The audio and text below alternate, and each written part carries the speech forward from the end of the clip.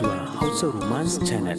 Ku yi subscribe domin samun sababbin shirye-shiryen. Sign Marriage kashi na 10. Masu sauraro, za mu ɗora daga inda muka tsaya a baya.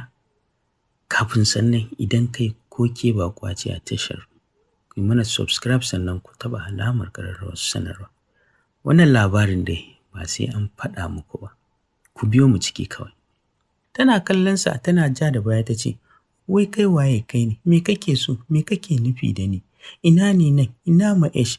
Ta ƙarasa magana a karkatse saboda yadda ya ƙure mata sauri, ya ɗora yatsansa saman harshensa, yana mata wani kallo mai ɗauke da ma'anoni da jajayen idanunsa. Idanunsa da sai yau ta lura da kalarsu, jan lips ɗinsa ya lasa, ya buɗe baki kamar mai cin bacci ya ce, wanda kika sani ne mamallakin komanki. Batul, kin dawo ƙarƙashin ikon mai iko, kin dawo ƙarƙashin mulkin mai mulki. Daga rana irin ta yau za ki wanzu a da'irata, matsayin abar hutawa ta. Dariya ya sosai sannan ya ɗago haɓata da ƙarfi ya ce, bayan fashin kuɗaɗe har na rai zan yi akan muradina da ɗaɗɗe. Ha ha ha ha, Batul sun zan zama dad ba tare da na saka kwai ba. Ni dama haka kaddara ta take. Za a saka min ne na ƙarasa kulawa. Ƙarshe a ƙyanƙyashe min na rene shi da izar ikona. Dariya ya kuma fashewa da ita tare da damƙar wuyanta ya ce, na yi tunanin za ki ba mu haɗin kai cikin sauƙi, sai na fahimci ke ɗin ke ma kallon kanki kike wata karuwa. Shi ne yasa na baki damar komawa ga wancan shashashin. Ki ƙarasa karɓar abin da baki karɓa ba. Yanzu ga ki a masarautata sai yadda ne da ki, da duk wani motsinki. Tura ta yi gadon ya bi ta zai danne, ta fasa masa kuka ta ce, a'udhu billahi minash shaitanir rajim. Latif, ka yi wa Allah ka bar ni, wallahi ba ni da lafiya. Ƙoƙarin haɗe bakinsa ta fusge tare da gasa masa cizo a damtsen hannunsa. Ya ji cizon sosai amma sai ya dake ya ci gaba da shiga jikinta. Ita kuma tana kuka cikin muryar da take nuna halin sha'awar da yake ciki ya ce, ba zan miki komai ba, kawai ina buƙatar ki min shiru ne, in kika ƙi zan wahalar da ki. Da sauri ta haɗiye kukan tana ji ya zame mata riga ya ɗora hannunsa a na shaninta. Ta rinsa idanunta, rawar jikinta na ƙaruwa, tsoron tunanin kowa da irin salon da ya zo mata da shi. Sosai yake murza numfal ɗinta. Tun ba ta fahimtar komai sai da ta fara fahimta sannan ya sanya su a bakinsa. Ya fara shan su da wani salo mai fitar da hayyaci. Ita kam Allah ya jarabce ta da rashin control ta wannan fannin. Cikin few minutes ta sakan masa jiki ya rinka yamutsa ta duk yanda ya so. Ya sha hol babu ƙarya sai da ya ji ta kankame shi ta kawo a bakinsa, ya lumshe ido, ruwanta mai gardi yana ba da wani irin ƙamshi mai daɗi.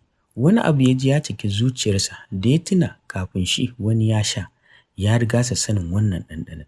Janyewa ya a ransa yana rai dole ne fa ya ɗauki matakin kawar da Ma'esh daga doron ƙasa. Yin hakan shine kawai zai huce masa takaici. Murmushi yana tuna yarinya. Gab take da haramta ga Ma'esh matuƙar Nazhan mahaifin Ma'esh ya kusance ta kamar yadda aka tabbatar da cewa shigar ruwansa cikin jikin matar ɗan nasa shine zai sanya wannan cikin da ke jikinta ya zama mallakar ƙungiya, yadda za su sarrafa tunaninsa.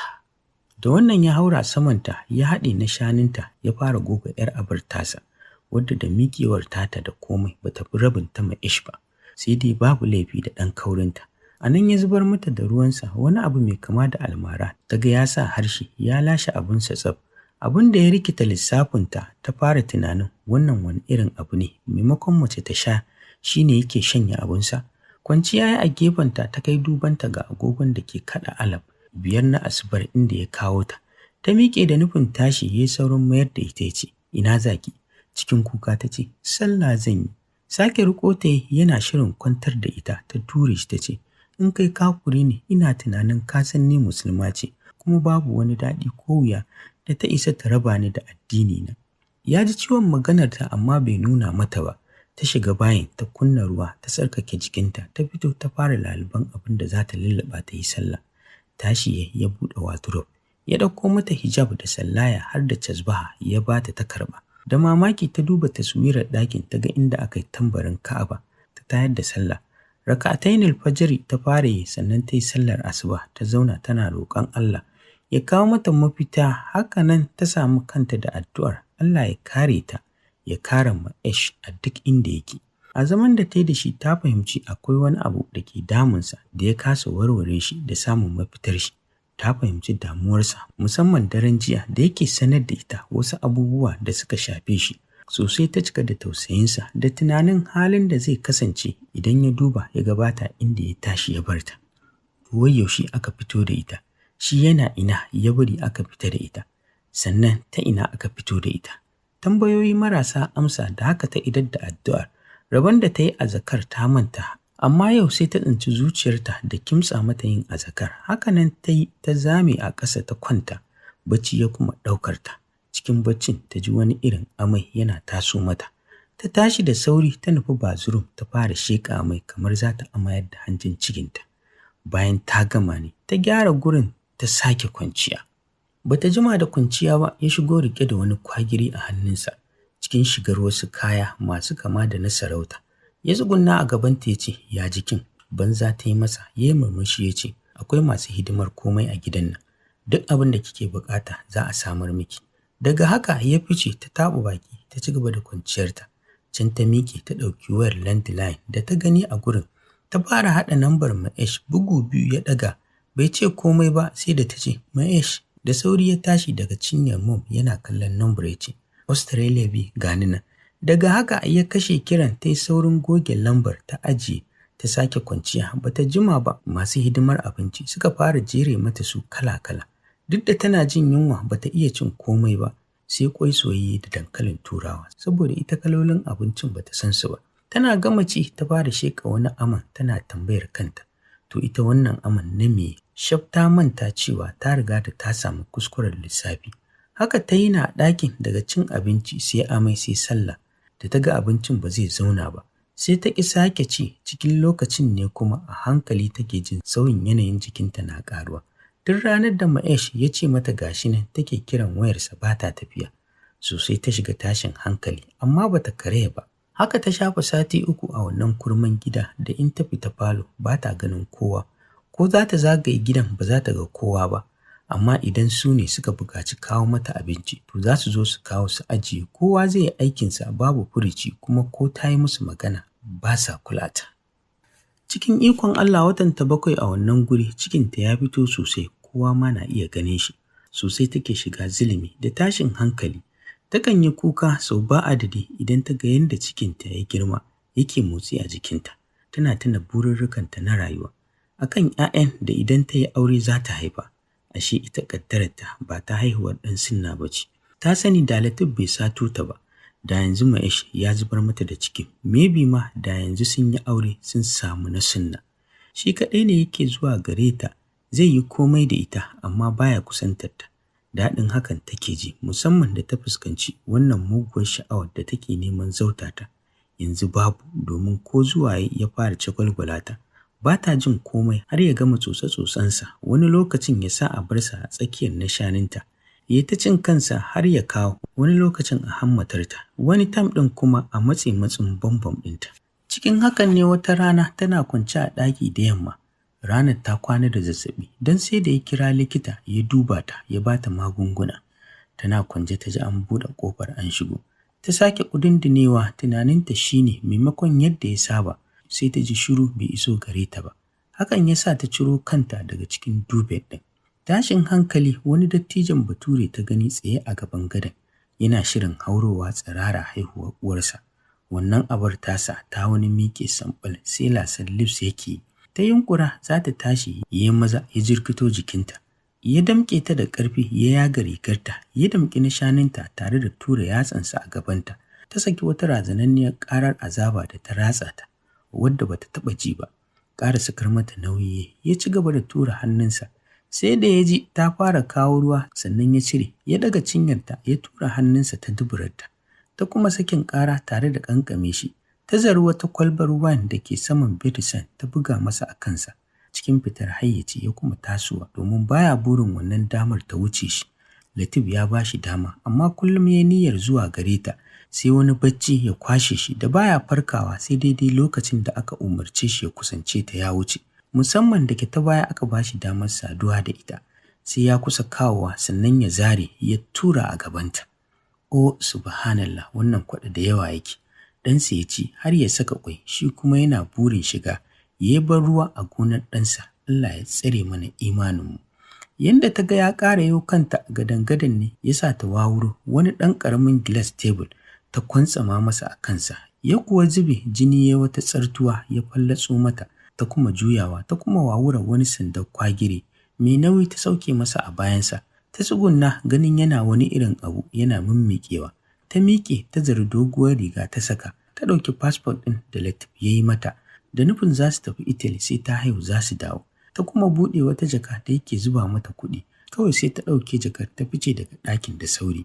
Sai da ta saita nutsuwarta sannan ta fito, babu kowa a harabar gidan, hakan ya bata sa'ar buɗe gate ɗin ta fice da sauri.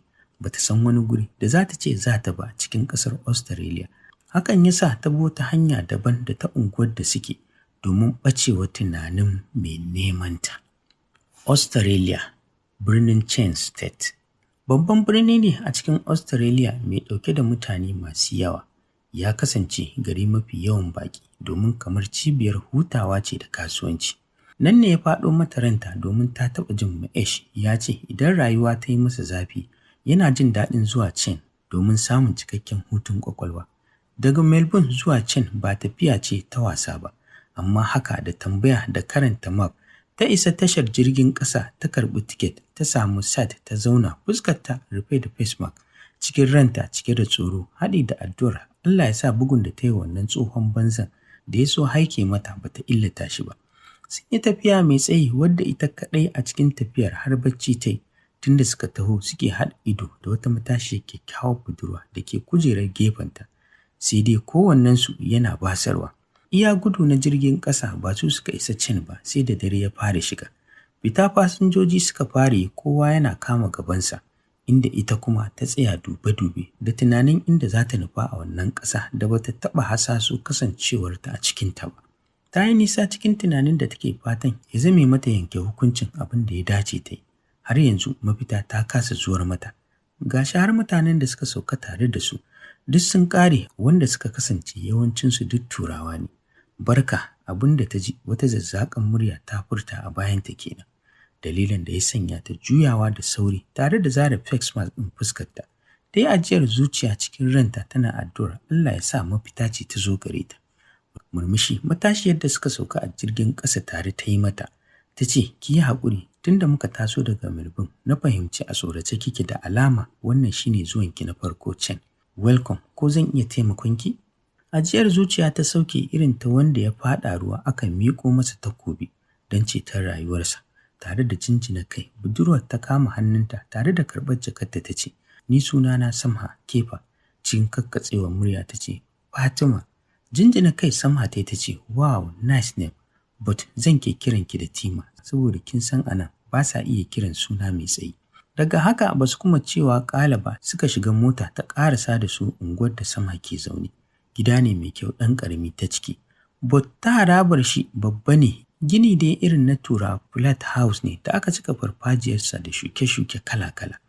Ga su nan birjik, buɗe ƙofar Samha tai suka shiga. Guri Batul ta samu ta zauna, zuciyarta duka a cunkushe take, ga baƙar gajiya da yunwa da take ji, cikinta mai watanni 7 da sati 2 sai dunkulewa yake. Da ke shiga ta irin ta Muslim, hijab ɗinta jalbab, kwata-kwata Samha bata lura da halin da take ciki ba. Kicin ta wuce domin samarwa baƙuwar tata abinci, indomi ta dafa mata, ta zuba stew a gefe, sai kwai guda 4 da soyayyen nama ta ɗauka ta kai wa Batul da ke zaune. Zuciyarta babu daɗi, har yanzu tsoro take ji kada dukan da ta yi wannan mutumin ya mutu. Ita kanta ba za ta iya tuna ya aka ta samu zarra iya haike masa har ta illata shi haka ba. Kawai ta san Allah ne ya kare ta daga mugun nufinsa. Ta sani duk inda suke yanzu suna nan suna neman ta. Ajiyar zuciya ta gode wa Allah da ya sa kowa ba ta da ita, bare a yi tracking a gano inda take. Firgigit ta ɗago ta kalli Samha da ke zaune a gefenta ta ce, tun ɗazu na kawo miki abinci, ki ci ki sallah ki kwanta ki huta, sai mu tattauna, ni zan yi wani aiki a system. Jinjina kai tare da yi mata godiya ta fara cin abincin. Zuwa yanzu ba daɗin komai take ji ba, sai dai kawai tana ci ne don ta san da wanda yake jiran ta ci shi ma ya ci a jikinta. Ta ci abincin sosai. Samha ta kai ta ɗaki ta nuna mata toilet, tare da fito mata da wata doguwar riga sabuwa cikin kayanta da ke tsayinsu kusan ɗaya, sai dai Batul ta ɗan fita kauri kaɗan da ke ita ta yi buɗewar ciki. Bazurum ɗin ta shiga ta yi wanka ta yi alwala ta fito, tana tsaye ta ba ta rigar tana mai binta da kallo, sai yanzu ta lura da cikin da ke cikinta. Ba ta yi mata magana ba, ta nuna mata wajen sallah ta yi sallar da ƙyar tana idarwa, wani zazzaɓi ya sauko mata. Ɗan gado ita kaɗai tunda Allah ya sa ta haɗu da Ma'ish har yanzu bata zauna lafiya ba. A jikinta, a zuciyarta da kuma ruhinta kullum cikin zulubi take. Abin da yake bata mamaki zuwa yanzu wani irin so take yi wa Ma'ish da take jin za ta iya fansar da duk wani farin ciki nata a kansa. Sai dai kuma zuciyarta tana samun rauni da sarewar gwiwa ganin ko sanda tana gidan Latif tunda ya ce mata yana zuwa Australia har rana mai kamar ta yau bai kuma neman ta ko a waya ba. Still ko ta neme shi ba ta samunsa. Ajiyar zuciya tana gyara kwanciya tare da dafa cikinta da bai wuce 6 weeks ya zo duniya ba. Share siririn hawayenta ta yi cikin sanyin murya ta ce, ba ni na zaɓi hakan ba, na ɗauki wannan matsayin ƙaddara. Allah kai ka san yadda za ka yi da ni da abin da ke cikina. Allah ko zai karɓa? Gabanta ne ya faɗi tana tuna to wai shi cikin ma takamaimai na waye. Latif ko Ma'ish. Ta sha jin Latif yana danganta cikin da kansa, sannan daren da zai sato ta daga gidan Ma'ish. Tana tuna lokacin da Ma'ish yake faɗa mata, duk da yana son baby dole ya haƙura da wannan na jikinta domin ya gurɓata, kenan nashi ne. Da wannan bad thinking ɗin bacci ya ɗauke ta, kamar kullum dai Ma'ish ɗin ne cikin baccinta. Tana ta murmushi, yanayi mai daɗi yana ta tsimata da salon ƙaunarsa. Zuba mata idanu Samha ta yadda take murmushi da kiran Ma'ish. Da gani ka san tana cike da kewarsa, ajiyar zuciya ta sauke, ta gyara mata rufa, ta fita ta koma wani ɗakin ta kwanta. Washe gari da asuba Samha ta tashe ta suka yi sallah. Samha ta ce za ta je Islamiyya a nan masallacin gaban gidan da take, kamar ta ce za ta bi ta, sai kuma ta share ta fita ita kuma ta gyara kwanciyarta. Bacci ta yi sosai da ke ranar ta kama Asabar, sai wajen karfe 10:30 Samha ta tashe ta ce, wannan bacci haka tema? Murmushi ta ce, ban san me yasa bacci na ya ƙaru ba, ba na gajiya da bacci. Abin kari ta nuna mata ta ce, oya tashi kiyo brush mi break, mu zauna mu tattauna. Bata gardame ba, ta yi brush da sabon brush ɗin da Samha ta bata. Ta dawo sai da ta yi walha sannan suka zauna cin abincin. Samha ta tambaye ta wace ce ita, sannan ina mijinta, me ya raba ta da shi har ta fito bata san inda za ta ba a ƙasar da bata da kowa. Ta so yi wa Samha tsallaken labarinta, sai dai ta san mutum yana ƙara ƙima ne da gaskiyarsa, saboda haka ta sanar da ita gaskiyar labarinta. Sosai Samha ta kaɗu da jin wannan cukurkuɗaɗɗen labari, ta dube ta tana share hawaye ta ce, mu haɗu da ku a shirinmu na gaba domin ku ji ci gaban wannan labarin naku na Sign Marriage, wanda barista Fauziya Tasi'u Umar ta wallafa yake zuwa muku a wannan tashar taku tare da ni Asa. Idan kai kuki ya kasance baƙi a tashar, ku yi mana subscribe sannan ku taɓa alamar ƙararrawar sanarwa. Ina godiya masu sauraro.